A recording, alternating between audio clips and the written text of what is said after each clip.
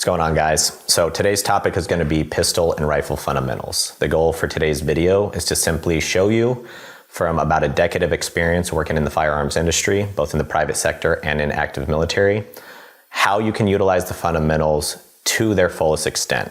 You have two primary buckets the fundamentals get put into. Bucket number one is going to be oversimplifying them.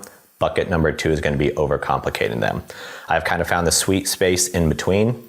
When you think of simplifying them, this is where you're going to see static range theatrics and static range mishaps. And when you overcomplicate them, that's where you're going to see them bleeding into external tactics. Advanced tactics with firearms are usually born out of perfecting the fundamentals. That's going to be what today's goal is. Tactical shooting is not as complicated as some people might make it appear. Mastering the fundamentals is where you should primarily spend your time. So today we're going to cover stance, grip, presentation, sight alignment, sight picture, trigger control, recoil management, follow through, and self-critique. So jumping right into it, stance is going to be the same whether it's for a pistol or a long gun. What you're going to end up seeing is a long gun will simply accentuate because of its weight and the distance from your body. Stance, you got a couple simple principles that we're going to go over, and I'll try to rehash them as we go through this video. So pinpoint number one for stance is going to be to simply square yourself up to the target.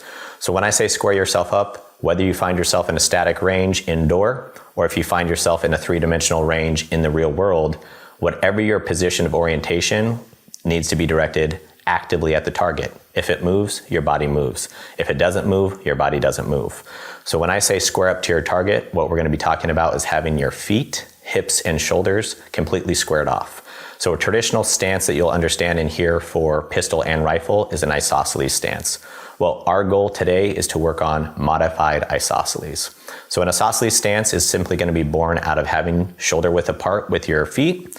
And then a modified isosceles is going to be simple, taking a quarter to a half a step back with your dominant side. So I'm a right-handed shooter. What that's going to mean is I'm going to take about a quarter to a half a step back with my right foot. Now the reason we're doing this is a simple isosceles stance might feel comfortable and intuitive at a static range. The problem is it's not sustainable. Under any sort of duress, stress, or fear, you're going to find that you will need to tap into stabilizing muscles. One of the easiest ways to build that from a foundational fundamental point is to build muscle memory with something as simple as your stance. So principle number one for the stance is going to have your feet shoulder width apart. The reason we're doing that, that's very natural. It's setting yourself up for success. It is a very natural posture to find yourself in just static conversation. But also if you were to find yourself in more of an athletic style posture, it would also be born out of a shoulder width apart.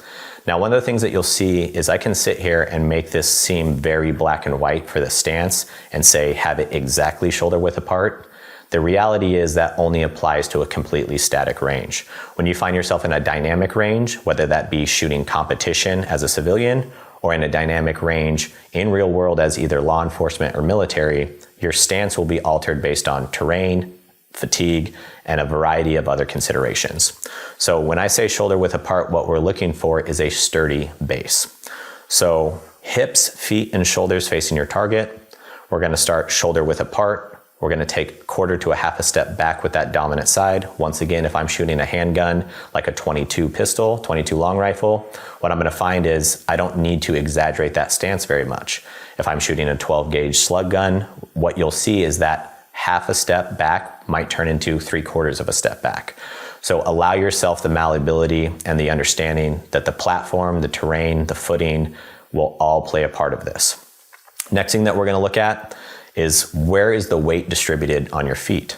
So you have a couple options. You can lean forward onto your toes. You can lean back onto your heels. What we're ideally looking for, again, we're going to talk about a perfect world in a static range, is you want to have that weight even into the balls of your feet. So that's going to be dead center into the balls of those feet. Once again, tactical considerations. If you find yourself sprinting up to a target, the likelihood that you find yourself closer up onto your toes for those first couple of rounds is totally fine. We are looking to build solid muscle memory that will be altered under stress, duress, or fear. No problems with that as long as we have that firm foundation. That's why the fundamentals are so important. Boxing stance, think about that. Athletic posture, that's what you want to have on your mind when it comes to the stance specifically. So think of yourself, aggressive posture translates to aggressive mindset. Now, aggressive mindset doesn't mean you're out looking for a fight. It means that you're firing a gun. Firing a gun is something that is borderline an aggressive act. When I say that, it means that you're managing a small explosion going on inside the firearm itself. So when I say aggressive posture equals aggressive mindset, there's a very simple principle there. On the static range side, it's helping you feel comfortable and confident to take on the challenge of accuracy and the weight of the gun in your hand. And in a more combative style environment for law enforcement or military, aggressive mindset is going to be one of those things that needs to be brought on by muscle memory. Don't underestimate how much your body can help translate to a mindset. So next thing with stance is we're simply going to work our way from the feet all the way up to about our middle chest.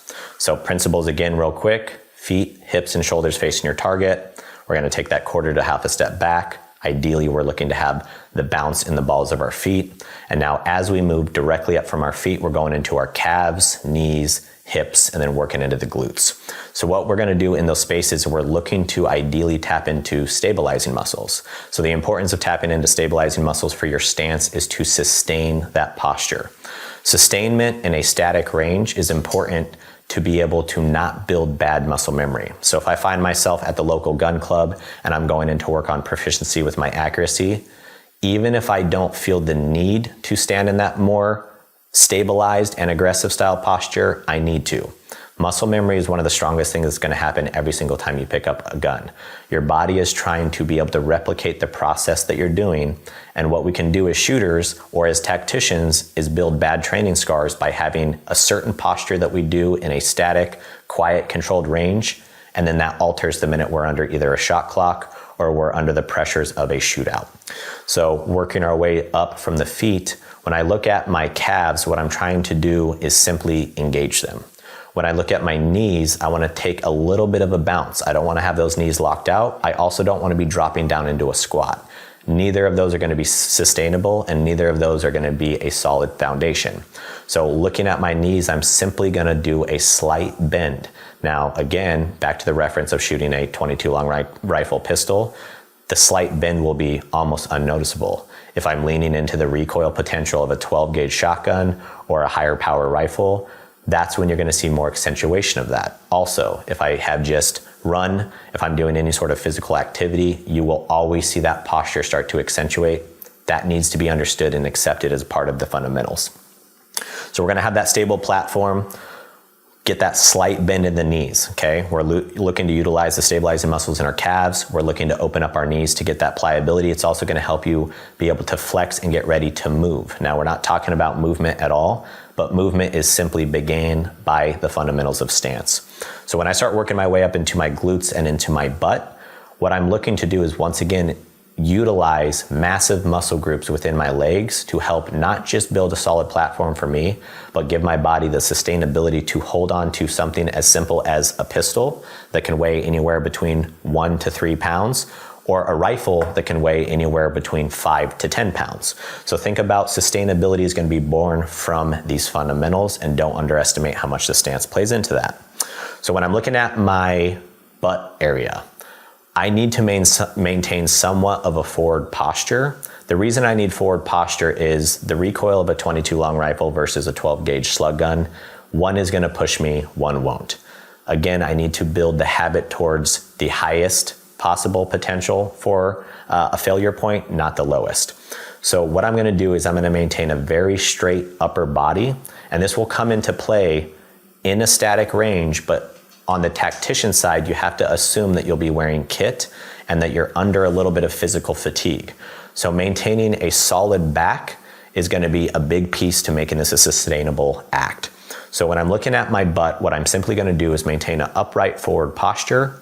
And instead of leaning forward with my back to bring myself over the top of the gun, I will simply push my butt out several inches, which will give me that natural forward posture. What I'm trying to do with that forward posture is help fill in the gap where the recoil is going to end up going, and we'll talk about that a little bit more in recoil management. But I'm trying to push the weight of my upper body on top of the space where the recoil is going to be. I'm trying to use the weight of my upper body to manage the weight of whatever weapon system is currently in my hand. Once I get that maintained forward posture, that is gonna somewhat solidify my stance.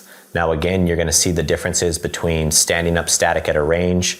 If I were to simply pick this up and stand up, you would see a certain posture that will not look the same as if I simply were to sprint 10 yards with this exact same weapon system 2 to 3 times in a row. My posture will start to change. We have to understand that the fundamentals can be ingrained after several thousand reps. So understand that the dry fire does not just apply to the trigger pull. It applies to building these fundamentals within your body for sustainability. That's going to cover stance for today.